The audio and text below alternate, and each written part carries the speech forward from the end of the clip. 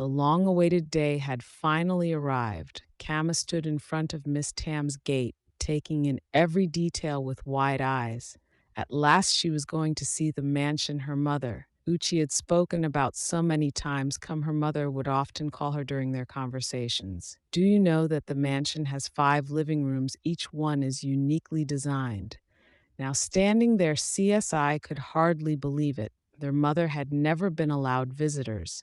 So, this was her first glimpse of the place as she reached out, wanting to feel the intricate details on the gate. But Yuchi quickly grabbed her hand. Kamiak, no, you are excited. We're moving in, but you have to be sensitive. Remember, Miss Tammy is in mourning, Uchi said firmly. Miss Tammy had lost their daughter, her only child, in a car crash, and since then she had been a shadow of herself. All her life she worked hard to ensure her daughter Jad had a good life, and now she was no more just like Uchi.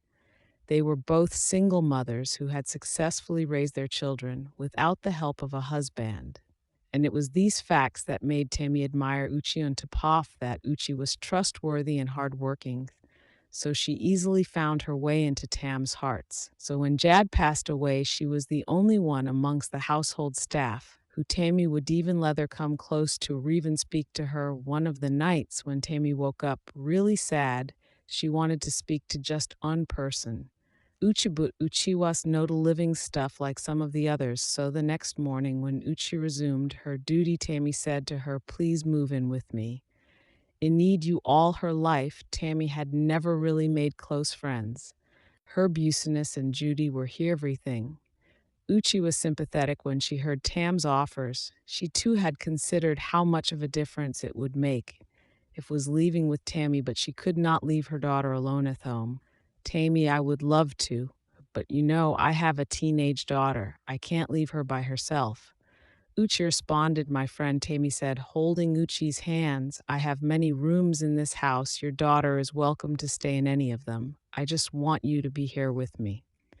Uchi was touched that Tammy was willing to flaunt their long-standing no visitors policy just to accommodate her and CI. After a brief moment of hesitations, he agreed. Now Tammy had settled Uchi and Kami into their separate rooms after every warm welcome.